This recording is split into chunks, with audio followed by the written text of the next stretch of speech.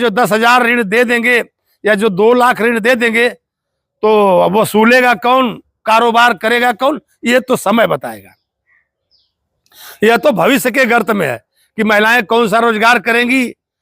नमस्कार, मैं हूं संजय पांडे और आप देख रहे हैं समाज की बात। प्रधानमंत्री मोदी ने अपनी रैली की और इसके पहले तेजस्वी यादव ने भी अपनी रैली की। जितनी भी राजनीतिक पार्टियां हैं वो अपना अपना प्रचार उन्होंने शुरू कर दिया है और उनके जो बड़े नेता हैं, उनके जो स्टार प्रचारक हैं और वो जगह जगह रैलियां करने लगे हैं। आप देखेंगे कि आज प्रधानमंत्री कर्पूरी ठाकुर के गांव से गांव गए, वहां पर माल्यार्पण किया और फिर इसके बाद रैली की प्रधानमंत्री जी ने।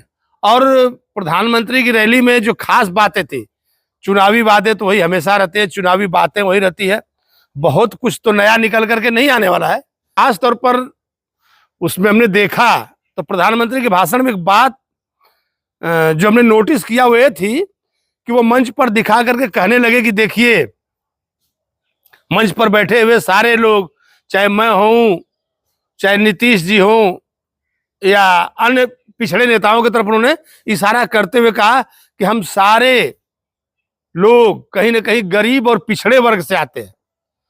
तो आप देखेंगे कि फोकस जो बिहार चुनाव का होगा वो पिछड़ों पर होगा, अति पिछड़ों पर होगा। और कहीं ना कहीं प्रधानमंत्री ने इस बात को साधने की कोशिश की और ये बताने का प्रयास किया कि नहीं, मैं भी गरीब हूं, मैं पिछड़ा हूं, क्योंकि उनको मालूम है कि बिहार में जो राजनीति है वो कहीं ना कहीं पिछड़ों के इर्द गिर्द ही घूमती है।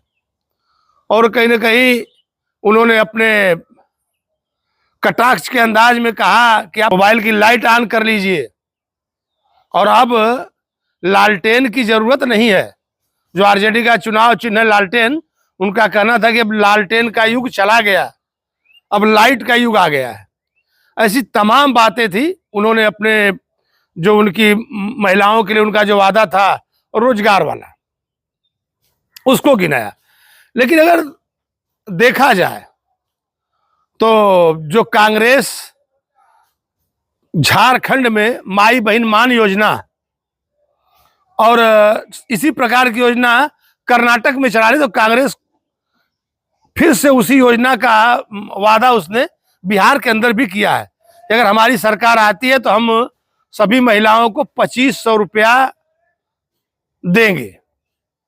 और अब की बार जबकि इस योजना की शुरुआत एमपी से बीजेपी ने की थी, उसने लाडली बहना करके एक योजना चलाई थी और उन्होंने हर महीने महिलाओं के खातों में 1000 रुपया, फिर 1500 रुपया इस तरह से डालना शुरू किया।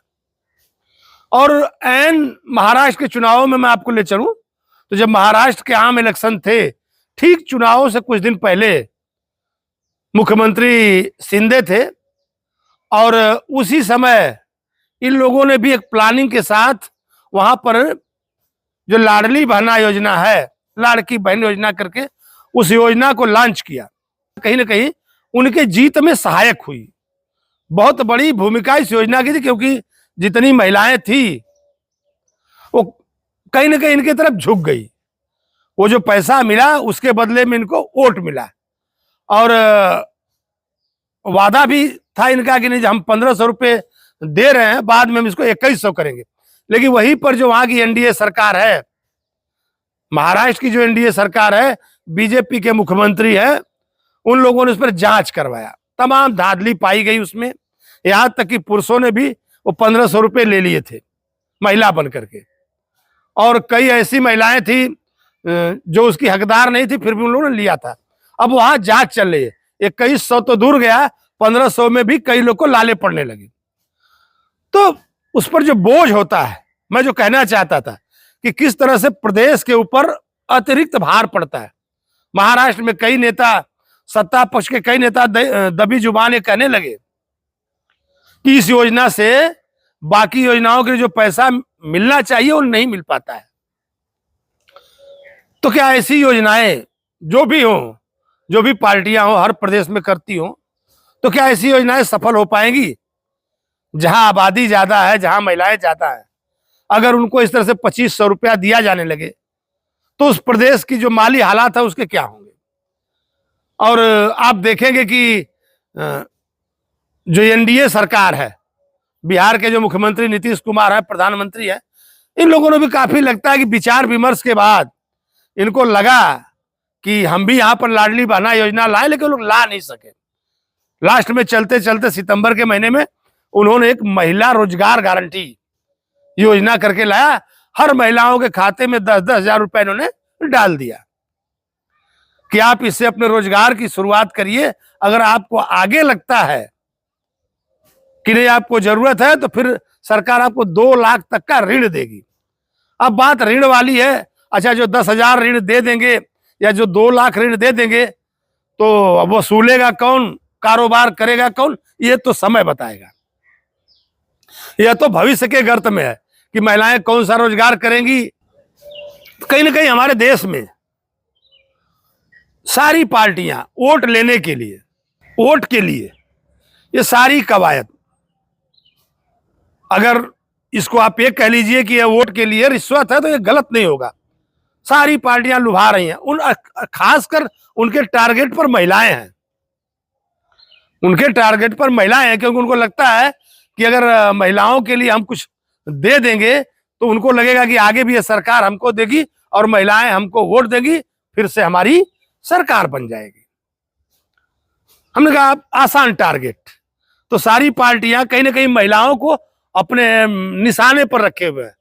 कोई माई बहन सम्मान योजना करके, कोई लाडली बहन योजना करके, कोई महिलाओं को रोजगार के लिए पैसे, यानी महिलाओं को पैसे बांटिए और सरकार बनाइए।